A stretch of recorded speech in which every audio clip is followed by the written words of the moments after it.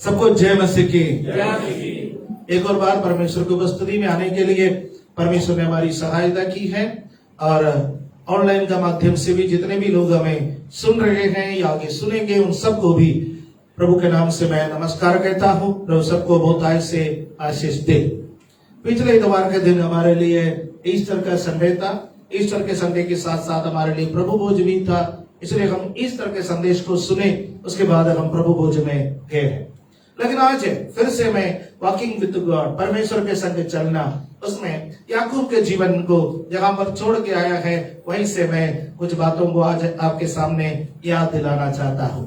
आज हम जल्दी हम पढ़ेंगे उत्पत्ति का पुस्तक 32वां अध्याय उसका 30वां पद, जेनेसिस चैप्टर 32 वर्स 30, उसको हम पढ़ेंगे और आज का वचन को हम आरंभ करेंगे। हालेलुया। मिलकर के पढ़े। तब याकूब ने ये कहकर उस स्थान का नाम पेनियल रखा, परमेश्वर को आमने सामने देखने पर भी मेरा प्राण बच गया है। यहां पर हम देखते हैं कि याकूब उस स्थान का नाम पेनियल रखा है।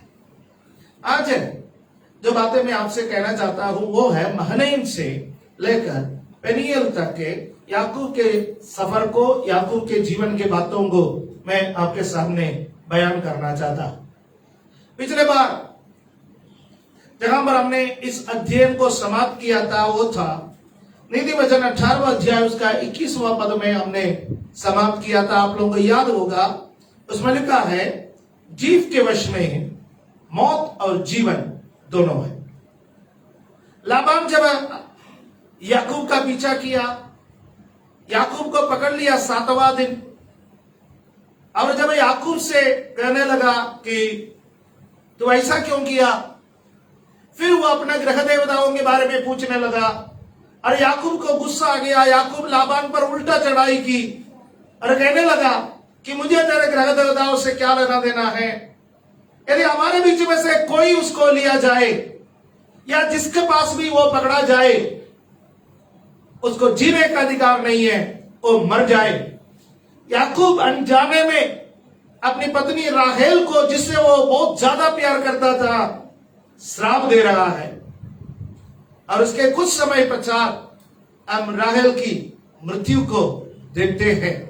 वहीं पर हमने समाप्त किया था और हमने इस बात की चर्चा की, जाने में अनजाने में हमारे मुंह से यदि श्राप निकल जाएंगे, नकारात्मक बातें निकल जाएंगे, तो वो हमारे लिए अच्छा नहीं होगा। क्योंकि जीव के वश में मौत भी है, जीव के वश में जीवन भी है, और जो समझदार है वो उसका फल खाएगा। यानी जो समझदार है वो जीवन को चुनेगा। अब यहां पर लाबान और याकूब इसके पश्चात एक समझौते पर आ गया है। एक समझौते पर आने का समय लाबान ने याकूब से एक बात कहा था। उत्पत्ति का पुस्तक 31वां अध्याय उसका 50वां पद में है, शायद आज इसमें ओके, जेनेसिस चैप्टर 21:50 फीड किया गया है। मिलके पढ़े। यदि तू मेरी बेटियों को दुख दे या उनके सिवाय और वो स्त्रियां ब्याह ले, तो हमारे साथ कोई मनुष्य तो ना रहेगा, पर देख मेरे तेरे बीच में परमेश्वर साक्षी रहेगा। लाबान याकूब से कह रहा है मैं तो वापस जा रहा हूं। अरे हम जब देखते गए तो वे लोगों ने एक खंबा खड़ा किया और याकूब अपना भाइयों से कहता है कि पत्थर के एक ढेर लगा दे।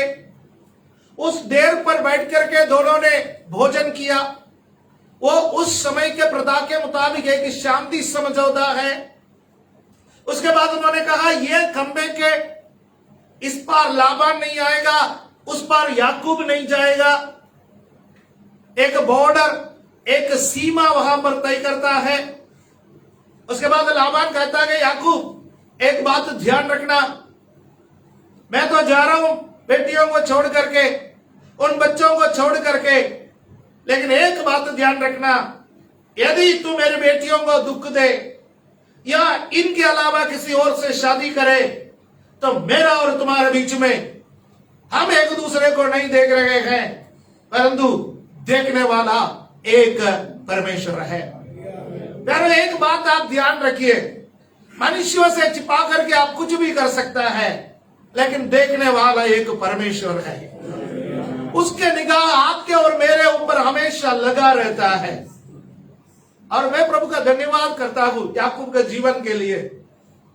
याकूब जब लाबान की इस बात को सुना तो इसहाक जिस परमेश्वर का भाई मानता था, उस परमेश्वर के नाम से वो शब्द खाया है, आपका इस बात का मैं पालन करूंगा। और यदि आप याकूब के जीवन को देखें तो याकूब पूरे जीवन किसी और स्त्री से ब्याह नहीं की। बाकी लोगों का जीवन आप देखिए, बाकी लोगों का जीवन यदि आप देखेंगे तो पुराने जो परंपरा के लोग हैं, प्रथा के लोग हैं, जिसमें इसहाक को छोड़ दिया जाए, बाकी लोगों का जीवन को आप देखें तो जब जब शादी करने का मौका मिलते थे शादियां किया करते थे वे लोग। पूरी तरह से संसारिक जीवन बिताने का मौका मिलता था, वे लोग संसारिक जीवन बिताते थे।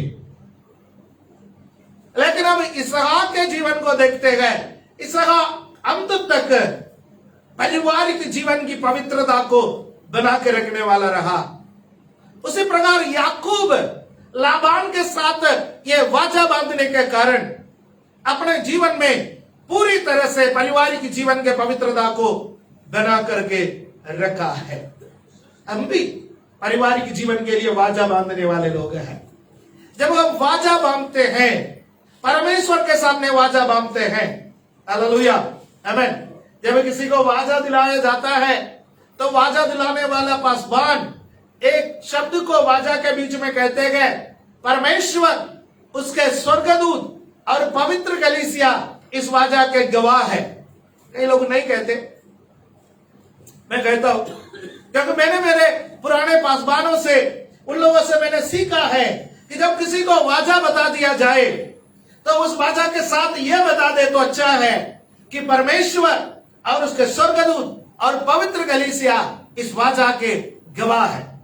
चाहे आप जान करके वाचा बांधा हो, चाहे आप अनजाने में वाचा बांधा हो, आपके और मेरा पारिवारिक जीवन का वाचा का गवाह परमेश्वर है।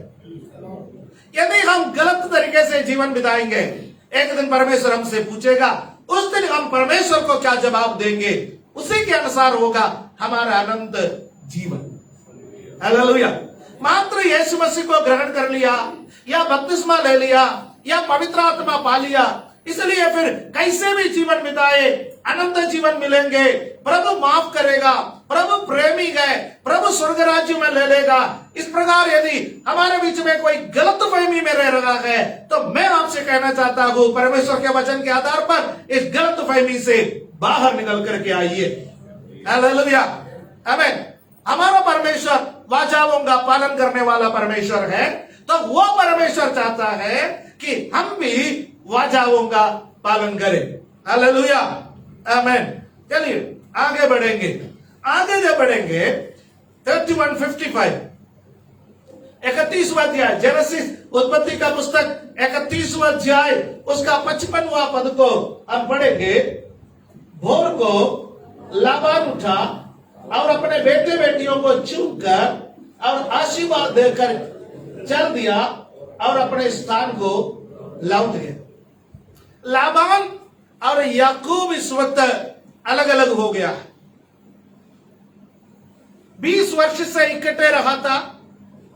20 वर्ष के पश्चात लाबान का घर से भागा। उसके कुछ दिन के पश्चात लाबान के बाउंड्री से भी बाहर हो गया। लाबान ने कहा, यह पत्थर सीमा है, तू यहां नहीं आएगा, मैं तेरे यहां पर भी नहीं आऊंगा। याकूब का लाबान से अलग होना एक विश्वासी का संसार से अलग होने का प्रतीक है।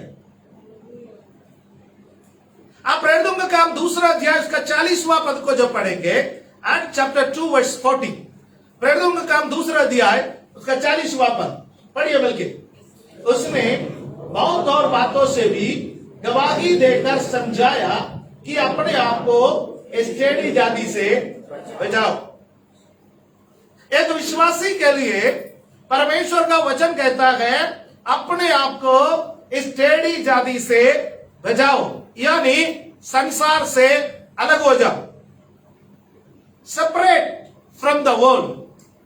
कलीसिया, चर्च, जिसको यूनानी भाषा में कहते हैं एकलीसिया, उसका क्या अर्थ है? एकलीसिया का अर्थ है संसार से बुलाकर अलग किए हुए लोगों का झुंड। आपको और मुझे परमेश्वर ने संसार से बुला करके अलग किया है। हालेलुया, आमीन। इसलिए संसार से अलग रहने के लिए कोशिश कर लीजिए। संसार जैसा चलता है वैसा चलने का हमें इजाजत नहीं है। संसार जैसा सोचता है वैसा सोचने का हमारा इजाजत नहीं है। संसार जैसे काम करता है वैसा काम करने का हमें इजाजत नहीं है। परमेश्वर चाहता है कि हम टेढ़ी जाति से अलग रहें। जवानों, इस टेढ़ी जाति से अपने आप को अलग रखो। हालेलुया। रोमी का पत्री 12वें अध्याय को मैं बार बार आपसे कहता हूं, जिस पर पौलुस प्रेरित कहता है इस संसार के सदृश ना बनो, परंतु तुम्हारे बुद्धि के नए हो जाने से तुम्हारा चाल चलन बदलता जाए। हालेलुया, आमीन। इस बात के बारे में बहुत कुछ हम कह सकते हैं, लेकिन आज मुझे पेनियल तक पहुंचना है, तो मैं सफर को जारी रखना चाहता हूं। आइए हम उत्पत्ति का पुस्तक 32वें अध्याय में आएंगे, उसका पहला और दूसरा पद को पढ़ेंगे। 32, जेनेसिस चैप्टर 32 वर्स 1 और 2। याकूब ने भी अपना मार्ग लिया और परमेश्वर के दूत उसे आ मिले। उनको देखते ही याकूब ने कहा, ये तो परमेश्वर का दल है, इसलिए उसने उस स्थान का नाम महनईम रखा। हालेलुया। महनईम का अर्थ है द आर्मी ऑफ गॉड, परमेश्वर की सेना। लाबान के घर में याकूब रहा, लाबान के सीमा में याकूब रहा, गुप्त रूप से परमेश्वर उसको सुरक्षा देते रहा। यदि परमेश्वर याकूब को सुरक्षा नहीं दिया होता तो लाबान और उसके बच्चे अब से पहले याकूब को खा लिया होता, नाश किया होता। लेकिन जब जब लाबान और उसके बच्चे याकूब के विरोध में खड़े हो गए, परमेश्वर उन लोगों से याकूब को बचाता रहा। हालेलुया। लेकिन जिस वक्त याकूब संसार से अलग हो गया, याकूब लाबान से अलग हो गया, एक नया जीवन में प्रवेश किया, एक नया चाल चलन में आ गया, एक नया मकसद में आ गया, तो परमेश्वर का सेना आकर के उससे मिल रहा है, कह रहा है हम आपकी सुरक्षा देने के लिए तैयार है। हालेलुया, आमीन। एक विश्वासी के जीवन में जब आप संसार से अलग हो जाता है, आप परमेश्वर की महिमा को देखोगे। हालेलुया। अभी तक आप बोल रहे हैं मुझे दर्शन क्यों नहीं मिला, मैं परमेश्वर के सेना को क्यों नहीं देख पाया, परमेश्वर आप मुझसे क्यों अभी तक बात नहीं किया। जब आप संसार से अलग हो जाते हैं तब परमेश्वर आपको दर्शन देता है। हालेलुया, आमीन। इसलिए आपका अंदर यदि संसार है, उस संसार को बाहर निकालिए, बोलिए मैं तुझसे अलग होना चाहता हूं। यदि आप संसारिक बातों में बहुत ज्यादा लिप्त व्यक्ति है, संसार में खोए हुए व्यक्ति है, तो परमेश्वर चाहता है कि आप संसार से अलग हो जाए। संसार से अलग होने का मतलब नौकरी छोड़ना नहीं है। संसार से अलग होने का मतलब अविश्वासियों का घर छोड़ करके विश्वासियों का घर में रहना नहीं है। संसार से अलग होने का मतलब चर्च के आसपास मकान खरीदना नहीं है, कोई मसीह कॉलोनी बनाना नहीं है। संसार से अलग होने का मतलब, संसार से अलग होने का अर्थ है संसार में रहते हुए संसारिक ना बनना। हालेलुया। फिर से मैं कहना चाहता हूं, संसार से अलग होने का अर्थ है संसार में रहते हुए भी संसारिक ना बनना, अपना एक अलग पहचान बनाना, अपना एक अलग स्वभाव बनाना, अपना एक अलग जीवनचर्या दिनचर्या बनाना, अपना एक अलग जीवन शैली बनाना। हालेलुया। दुनिया जब हमें देखते हैं तो कहने पाए ये एक विश्वासी है। हालेलुया, आमीन। यीशु मसीह के चेले पवित्र आत्मा पाने के बाद जगह जगह जाते थे, लोग उनको देख करके कहते थे यार ये तो साधारण लोग हैं, इनको तो कई बार मछली पकड़ते हुए हमने देखा, इनको तो कई बार मछली का बिक्री करते हुए हमने देखा, इनको कई बार बाजार में हमने देखा, लेकिन ये लोग अब प्रचार कैसे कर रहे हैं, ये लोग ढंग से वस्त्र कैसे पहन रहे हैं, ये लोग पहले गालियां देते थे अब शुद्ध भाषा कैसे बोल रहे हैं। तब किसी ने बोला ये 3.5 वर्ष यीशु मसीह का बाइबल स्कूल में पढ़ करके आए हैं। अब यीशु मसीह का बाइबल स्कूल में पढ़ने से इनका जीवन बदल गया, ये सब यीशु जैसे बने। इसलिए उनको क्या कहा गया? मसीही। मसीह का अर्थ है जो मसीहा के जैसा है वो मसीही है। हालेलुया, आमीन। यदि आपको कोई मसीह कहे, यदि आपको कोई ईसाई कहे, यदि आपको कोई क्रिश्चियन कहे तो आपको विचलित होने की जरूरत नहीं है, यदि ना कहे तो विचलित होने की जरूरत है। हालेलुया, आमीन। उनको मसीह इसलिए कहा गया क्योंकि वे मसीहा के समान बोलते थे, मसीहा के समान चलते थे, मसीहा के समान वो लोग कार्य करते थे और मसीहा के समान आश्चर्य कर्म करते थे, मसीहा के समान प्रचार करते थे, मसीहा के समान प्रेम करते थे। आपको और मुझे परमेश्वर ने इसलिए बुलाया कि हम मसीहा के समान बने, न कि संसार के समान बने। हालेलुया, आमीन। हमेशा याद रखिए परमेश्वर के अदृश्य स्वर्गदूत आपकी रक्षा करते हैं, चाहे आपके आंखों से दिखाई दे या ना दिखाई दे, परमेश्वर के अदृश्य सेना आपकी रक्षा करते हैं।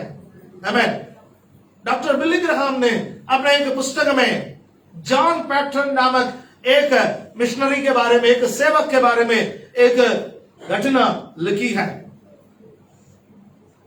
नो इब्रिंग्स नामक एक द्वीप समूह थे, वहां पर वे प्रभु की सेवा करते थे और वहां पर जाकर के वहां एक स्थान उन्होंने खोल दिया अनाथ बच्चों के लिए और सुसमाचार सुनाने के लिए एक सेंटर उन्होंने खोल दिया।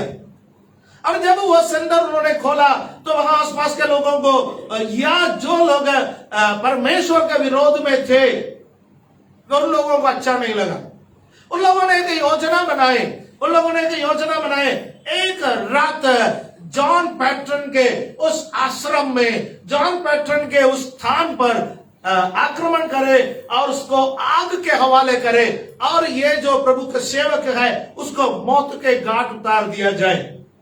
किसी न किसी तरीके से जॉन पैटर्न के कान में यह समाचार आए हैं कि लोग खुश नहीं है, कुछ शरारती तत्व मुझ पर आक्रमण करने के लिए, मेरे विरोध में खड़े होने के लिए, मेरे आश्रम को जलाने के लिए कोशिश में है। एक रात जॉन पैटर्न और उनकी पत्नी दोनों पूरी रात प्रार्थना में समय को बिताए और जंगल के बीच में थे और जो आक्रमण करने के लिए सोचे विरोधी थे वे लोग जंगल के चारों तरफ डेरा डाले। उन्होंने कहा जैसे अंधकार हो जाएगा, यहाँ का लाइट्स बंद हो जाएंगे, जब सब लोग सोएंगे हम चुपचाप अटैक करेंगे। पूरी रात वह देखते रहे। हर आधा घंटे में वे लोग अपने लोगों को उधर भेजते थे, जाकर के आसपास में पता करके उधर का माहौल क्या है, क्या सब लोग सो गए हैं, क्या हम लोग आकर के आक्रमण कर सकते हैं। अलग अलग दल उसके चारों तरफ इकट्ठे होकर के बैठ रहे थे और जॉन पैटर्न और उनकी पत्नी दोनों पूरी रात प्रार्थना में समय बिता रहे थे। जब हर देखने के लिए आए हुए दल या व्यक्ति जब भी देखते थे उन लोग देखते थे कि उस आश्रम के चारों ओर जहां पर वो परमेश्वर के दास रहते थे बड़े लंबे लंबे लोग सफेद पोशाक पहने हुए, यूनिफॉर्म पहने हुए, हाथों में तलवार लिए हुए वो चारों तरफ घूम रहे हैं। हर कोने में जाके देखते गए, पहरेदार को बिठा रखा है और हर घंटे में आते थे उन लोग सही पहरेदारों को देखते थे। बहुत लंबे सफेद पोशाक में तलवार लेते हुए ऐसा घूम रहे गए चारों तरफ। पूरी रात ये लोग इंतजार करते रहे कि ये जो सिक्योरिटी गार्ड है ये कहीं ना कहीं सो जाए, ये कहीं ना कहीं हट जाए, हम इन पर आक्रमण करेंगे। लेकिन ऐसा हुआ नहीं। सुबह हो गया। सुबह होने के बाद वे लोग अपने मार्ग में चले गए। अब तो हम कुछ नहीं कर सकते गए, किसी और समय देखेंगे। कुछ समय के पश्चात और ये जो आक्रमण करने के लिए आए थे उनका नेता उद्धार पाए। वो इस आश्रम में आए इस प्रभु के दास से मिलने के लिए। और जब उनके साथ बात कर रहे थे, जॉन पैटर्न के साथ ये वो बात कर रहे थे, उन्होंने इनसे पूछा, ये इतने लंबे लंबे पहरेदारों को आप कहां से लेके आए गए? इतना चमकने वाला यूनिफॉर्म उनको क्यों पहना रखे हैं? मैंने पूछे, चौकीदार, पहरेदार, यूनिफॉर्म, मेरा कुछ समझ में नहीं आ रहे। उस वक्त उन्होंने कहा, फिला महीना, फिला तारीख को हम आपके ऊपर आक्रमण करने के लिए हम इतने लोग जंगल में दल बांध करके हम खड़े थे, लेकिन हर घंटे हम आकर के आपके आश्रम के गेट पर आकर के हम देखते थे। लेकिन जब जब हमने देखा, इतने पहरेदारों को देखा, उसको कहां बिठा रखा है? जॉन पैटर्न को बात तो समझ में आया। ओ रात है, वो और उसकी पत्नी प्रार्थना में समय बिता रहे थे और उनको समझ में आया परमेश्वर अपने अदृश्य स्वर्गदूतों को भेज करके उनकी रक्षा कर रहे थे। जो उनकी आंखों से ओछल तो जरूर थे, परंतु दुश्मन की आंखों में दिखाई दिया है। Hallelujah, praise the Lord, hallelujah. मेरे प्यारे भाइयों बहनों, मैं आपसे एक बात कहना चाहता हूं। यदि परमेश्वर ने कहा जगह जगह तू जाएगा, वहां मैं तेरी रक्षा करूंगा, वो वास्तविक है। परमेश्वर कभी झूठ नहीं बोलता। हालेलुया।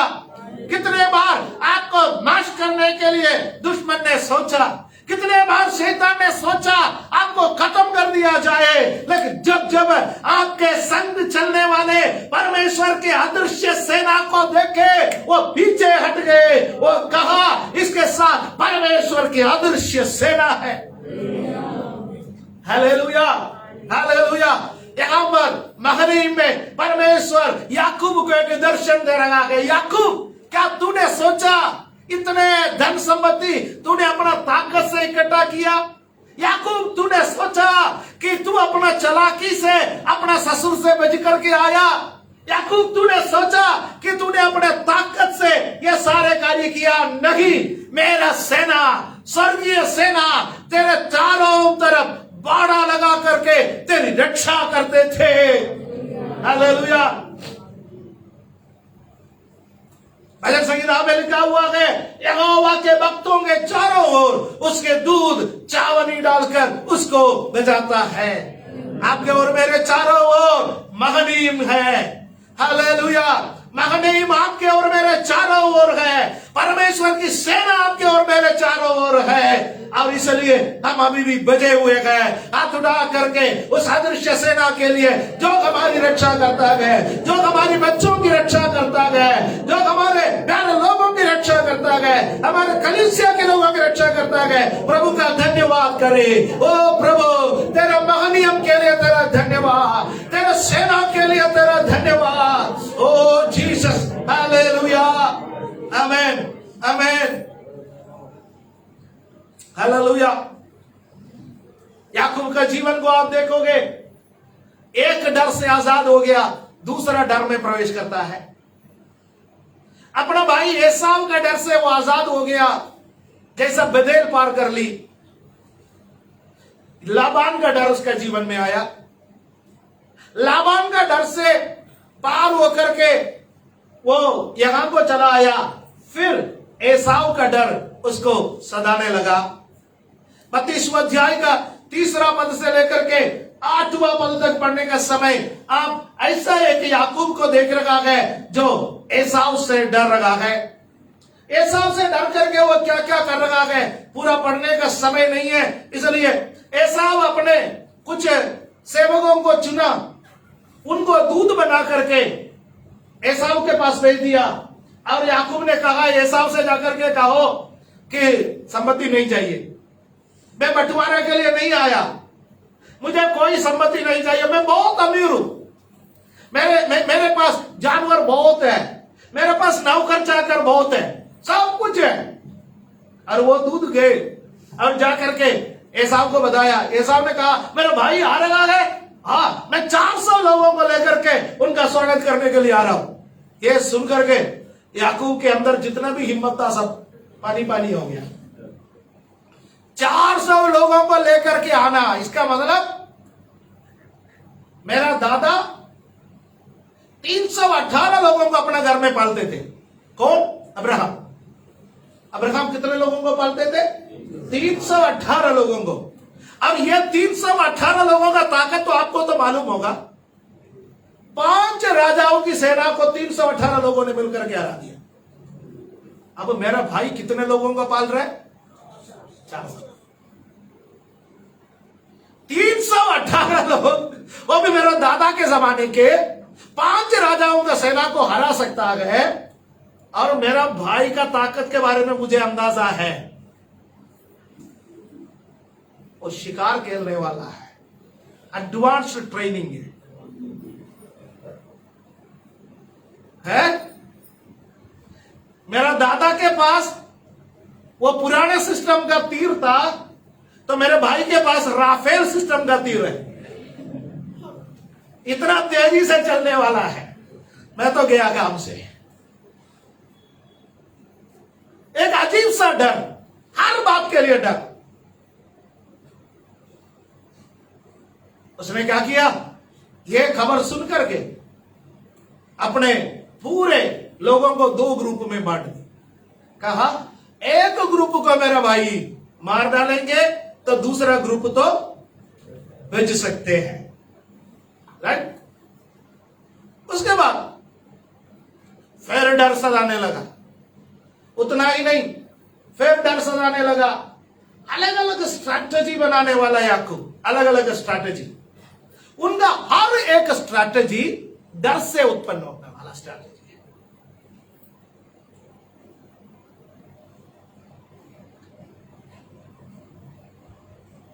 क्या आपका जीवन कैसा है? क्या आप डर के कारण बात करते हैं? कुछ लोग डर के कारण प्रार्थना करते, कुछ लोग डर के कारण गीत गाते, कुछ लोग डर के कारण चर्च में आते, कुछ लोग डर के कारण बाइबल पढ़ते, कुछ लोग डर के कारण परमेश्वर को पुकारते। डर नहीं है तो कुछ भी नहीं है। याद रखिए, डर के आगे जीत है। अनावश्यक अकारण डरने वाला एक याकूब। थोड़ी देर पहले परमेश्वर का सेना ने उसको क्या बोला? हम तुम्हारे साथ हैं। लाबान से तू बच करके आया है तो हमारे वजह से बच करके आया है। लाबान से जो परमेश्वर बचा सकता है वो परमेश्वर एसाव से क्या नहीं बचा सकता? डरिए मत। यदि किसी के अंदर किसी भी बात का डर है, आज वो डर यीशु मसीह का नाम से निकल जाए। परमेश्वर ने आपको और मुझे डर की आत्मा नहीं दी। हमें डर की आत्मा नहीं चाहिए। हालेलुया। बाइबल में 366 बार लिखा हुआ है मत डर। अपने भक्तों के साथ परमेश्वर कहता है मत डर, मैं तुम्हारा संग हूं। इधर उधर मत था, मैं तुम्हारा परमेश्वर हूं। हालेलुया। मैं अपने दाहिने हाथ से तुझे संभालूंगा, मैं तुम्हारे संग रहूंगा। हालेलुया। बीमारियों में भी संग रहने वाले एक परमेश्वर, कर्जों में भी संग रहने वाले एक परमेश्वर, बेरोजगारी में भी संग रहने वाले एक परमेश्वर, क्लेश में भी संग रहने वाले एक परमेश्वर। हालेलुया। हमारा परमेश्वर वो परमेश्वर नहीं है जो कहते हैं चढ़ाने के लिए कुछ हो तो मैं साथ रहूंगा। हालेलुया। वो चढ़ावा मांगने वाला नहीं है। हालेलुया। वो हमारे संग रहने वाला परमेश्वर है। हर परिस्थिति में संग रहता है, हर हालत में संग रहता है। उस परमेश्वर का धन्यवाद हो। लेकिन कई बार हम याकूब के समान व्यवहार करते गए, हर बात के लिए डरते गए। और याकूब एसाव से डरा, फिर एसाव से डर करके ऑनलाइन प्रेयर चलाया। ऑनलाइन प्रेयर क्यों चलाया? एसाव से डरा। ऑनलाइन प्रेयर चलाने से पहले उन्होंने एक योजना बनाई। योजना क्या था? अपने दोनों पत्नियों को और दोनों दासियों को, बच्चों को, सबको अलग अलग ग्रुप में बांट दे। ये ग्रुप में बांटना याकूब की कमजोरी है। पहले 2 ग्रुप में बांट दी, उसके बाद 3 ग्रुप बनाए। एसाव के लिए कुछ जानवरों को, कुछ सेवकों को 3 ग्रुप में बांट दी। एक ग्रुप जाओ, यदि एसाव उसको पकड़ के खाएंगे तो दूसरा ग्रुप आएगा, उसको पकड़ के खाएंगे तीसरा ग्रुप आएगा। इतने में उसका गुस्सा ठंडा हो जाएगा। योजनाएं योजनाएं योजनाएं। और एसाव हर बार कहता है मुझे कुछ नहीं चाहिए, मैं भी अमीर हूं, मेरे पास बहुत कुछ है। उसके बावजूद भी याकूब कह रहे ले लो ले लो ले लो, मेरा जान बख्श दो। चालाकी से काम करने वाला, चालाकी से काम करने वाला। और परमेश्वर उससे व्यवहार करना चाहता था, इसलिए परमेश्वर ने क्या किया? उसको अकेले लेके आया, याबोक नदी के किनारे में आया, अपना सब कुछ उस पार कर लिया और इस पार वो अकेला रह गया। जब वो अकेला रह गया, परमेश्वर के दूत आकर के उससे लड़ रहा है। अब 32वां अध्याय के 22वां पद से हम देखेंगे 32, जेनेसिस चैप्टर 32 वर्सेस 22 ऑनवर्ड्स। हम थोड़ा सा देखेंगे। यहां पर क्या लिखा है? उसी रात को वो उठा और अपनी दोनों स्त्रियों और अपने दोनों दासियों और 11 लड़कों को संग लेकर घाट से याबोक नदी के पार उतर गया। उसने उन्हें उस नदी के पार उतार दिया, वरन अपना सब कुछ पार उतार दिया। और याकूब आप अकेला रह गया। तब कोई पुरुष आकर पांव फटने तक उसे मल्ल युद्ध करता रहा। परमेश्वर छोड़ने वाला नहीं है। जब तक आपको नहीं बदलेंगे तब तक परमेश्वर आपसे लड़ते रहेंगे। हालेलुया। हमें से कुछ लोगों के जीवन में इतना संघर्ष क्यों है? क्या आपने सोचा कभी? परमेश्वर आपका जीवन को स्मूथली जाने नहीं दे रहे। संघर्ष ही संघर्ष, संघर्ष ही संघर्ष। आप अभी तक बदला नहीं है। जब तक आप नहीं बदलोगे तब तक एक आत्मिक परिपक्वता आपका जीवन में नहीं आएगा। यह संघर्ष आपको बदलने के लिए है। क्या याकूब के जीवन में संघर्ष कम रहा? नहीं, उसके बावजूद परमेश्वर उससे लड़ने के लिए आ रहे। अकेला अकेला विश्वास जीवन अकेला चलने का जीवन है। बहुत सारे लोग सोचते हैं हम सब एक साथ चलेंगे। नहीं, विश्वास जीवन अकेला चलने वाला जीवन है। हालेलुया, आमीन। आपको अकेला प्रार्थना करना सीखना है, अकेला बाइबल पढ़ना सीखना है, अकेला आराधना करना सीखना है, अकेले गवाही देना सीखना है, अकेले यीशु के लिए खड़े रहना सीखना है। क्योंकि विश्वास जीवन एक मल्ल युद्ध का जीवन है। मल्ल युद्ध आपको अकेला करना है और कोई आपके साथ नहीं रहेगा। अभी तक याकूब के साथ सैकड़ों हजारों लोग थे, लेकिन अब याकूब अकेला रह गया। जब अकेला रह गया, परमेश्वर उससे व्यवहार करना चाहता है। एक परमेश्वर का दूत आकर के उससे पूरी रात लड़ते रहा। एक पुरुष के रूप में आया है, पांव फटने का समय तक उससे लड़ते रहा। हालेलुया। फिर अगला जब उसने देखा कि मैं याकूब पर प्रबल नहीं होता, तब उसकी जांद की नस को छुआ और याकूब की जांद की नस उससे मल्लयुद्ध करते करते चढ़ गई। मैं आपसे पूछना चाहता हूं, याकूब का सबसे बड़ा ताकत याकूब क्या समझता था? उसके लंबे पैरों को अपने सबसे ज्यादा ताकतवर हिस्सा मानता था। जब भी उसको डर लगता था वो भागने का कोशिश करता था। अपना भाई से भागा, अपना ससुर से भागा, अब फिर भागने का कोशिश करने लगा। कितना चालाक है वो।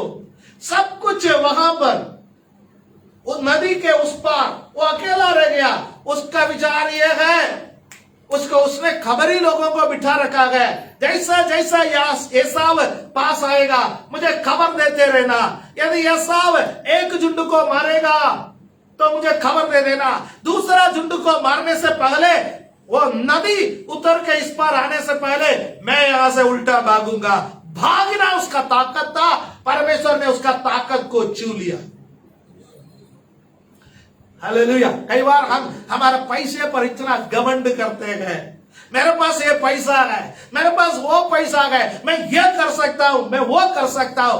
परमेश्वर छूने के बाद हमें पता चलता है कि मैं लंगड़ा गया हूं। पैसे के मामले में मैं लंगड़ा गया।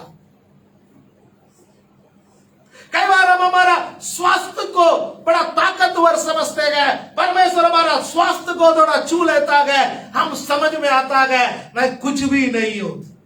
कई बार हमारा शिक्षा को, जो भी हमने अर्जित किया, उसको हम बहुत घमंड से ले लेता गए। परमेश्वर उसको जरा छू लेता है। हालेलुया।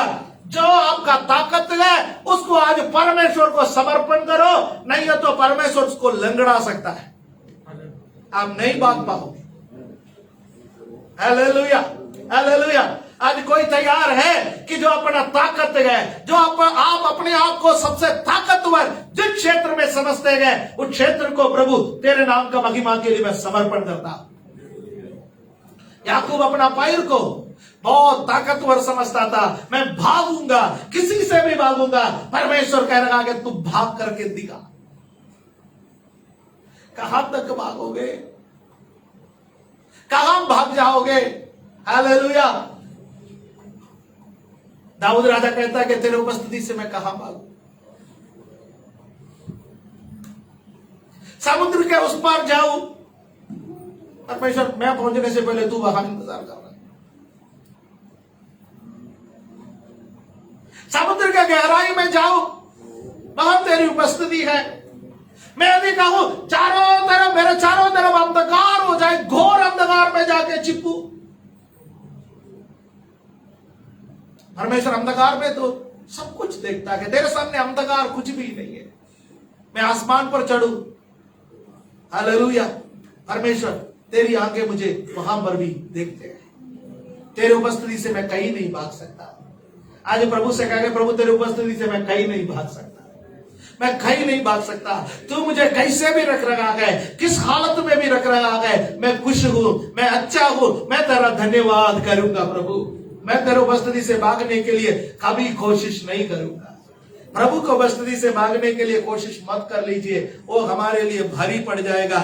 यहाँ याकूब को यही भारी पड़ गया, क्योंकि परमेश्वर उसको जिस दिशा में ले जाना चाहता था वो उसके उल्टा दिशा में भागना चाहता है। परमेश्वर चाहता था कि वो लीडरशिप में आए। What is leadership? आगे चलना। वो परमेश्वर चाहता था कि वो जाकर के एसाव से मिले और उसका जीवन कैसा बदल गया है, परमेश्वर उसके जीवन में जो कार्य किया है वो एसाव को बताए। लेकिन याकूब जा ही नहीं रहा, एसाव से मिलने नहीं जा रहे, अपने घर को नहीं जा रहे। परमेश्वर उनको बतेल में जाकर के बलिदान चढ़ाने के लिए कहा, वहां को नहीं जा रहा है। पीछे पीछे भागने वाला एक याकूब। और पूरे रात ये मल्लयुद्ध चलता रहा और सुबह क्या हुआ है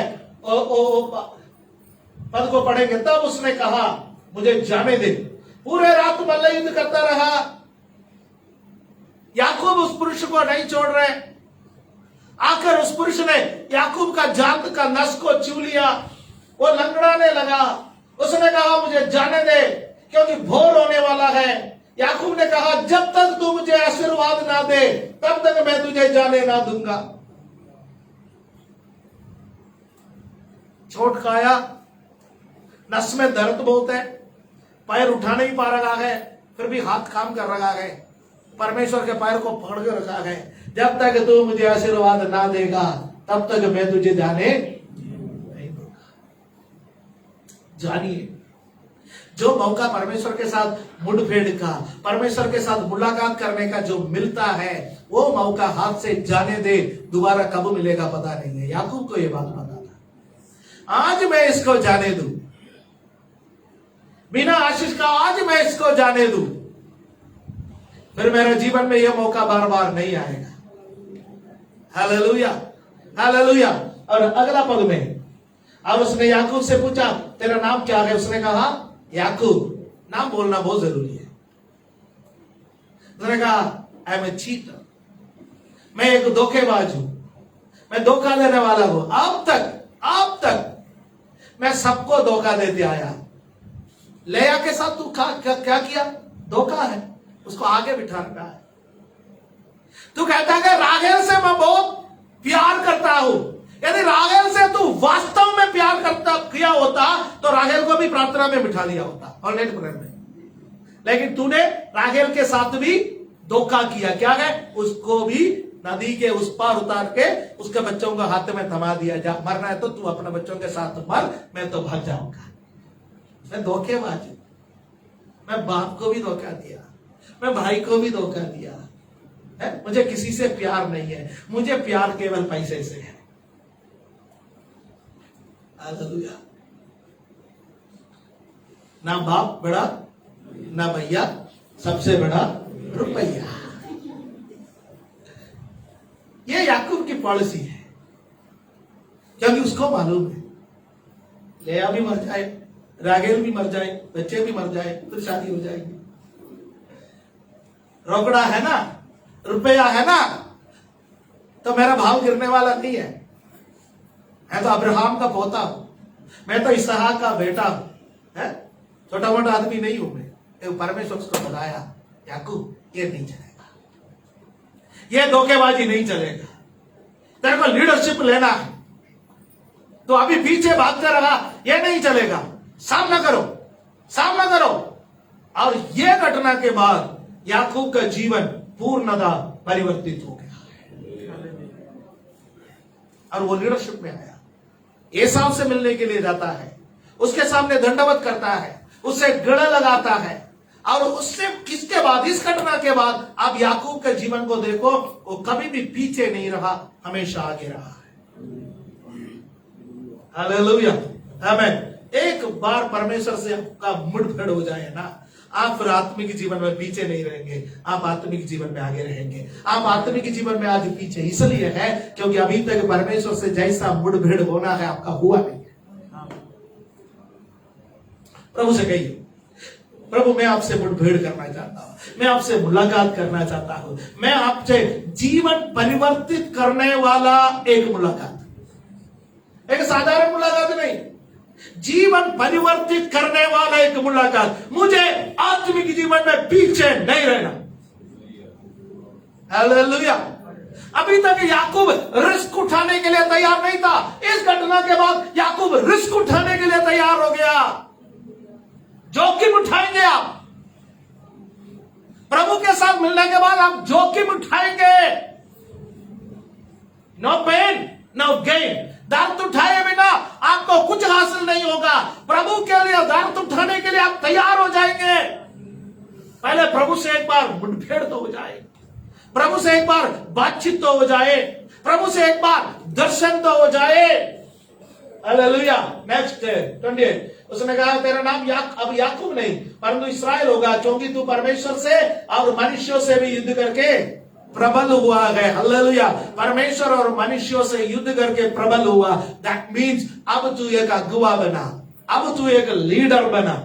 ये है अब तेरा नाम याकूब नहीं है, याकूब डरपोक है, याकूब धोखा देने वाला है, याकूब पीछे हटने वाला है, याकूब भागने वाला है, परंतु इस्राएल भागने वाला नहीं, इस्राएल डरपोक नहीं, इस्राएल पीछे रहने वाला नहीं, इस्राएल एक लीडर है,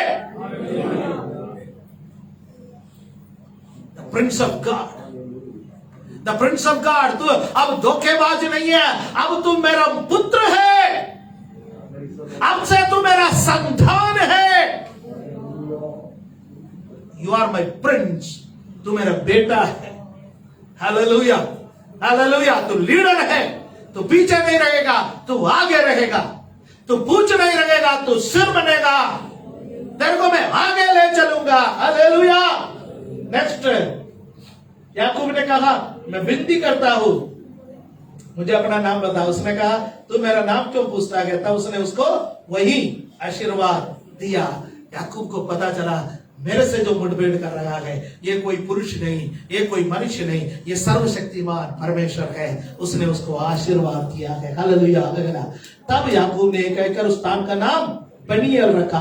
परमेश्वर को आमने सामने देखने पर भी मेरा प्राण बच गया। पेनियल का अर्थ है, मैंने पहले आपको बोला, पेनियल का अर्थ है द फेस ऑफ गॉड, परमेश्वर का चेहरा, परमेश्वर का चेहरा, परमेश्वर का मुख। आज आपको परमेश्वर का मुख का दर्शन करने की जरूरत है। Hallelujah, hallelujah. अभी तक परमेश्वर का हाथ तो मांगते रहा, धन धन मांगने वाला परमेश्वर के कहां को देख रखा है? हाथ, हाथ। हालेलुया, आमीन। अभी तक हाथ देखते रहा परमेश्वर का, हाथ में कुछ है?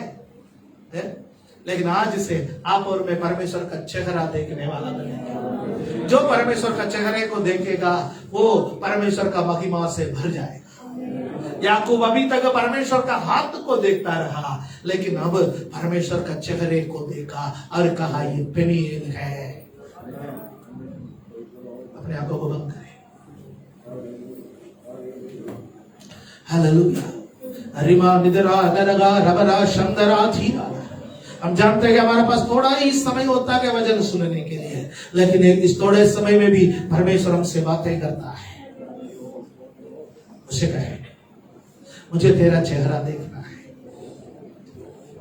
मैं पीछे रहा, मैं डरता रहा, मैं भागने वाला, मैं धोखा देने वाला, लेकिन मैं लीडरशिप में आना चाहता हूं, मैं आगे रहना चाहता हूं, मैं आत्मिक बनना चाहता हूं, मैं चेहरे को थकना चाहता हूं, मैं चेहरे को थकता।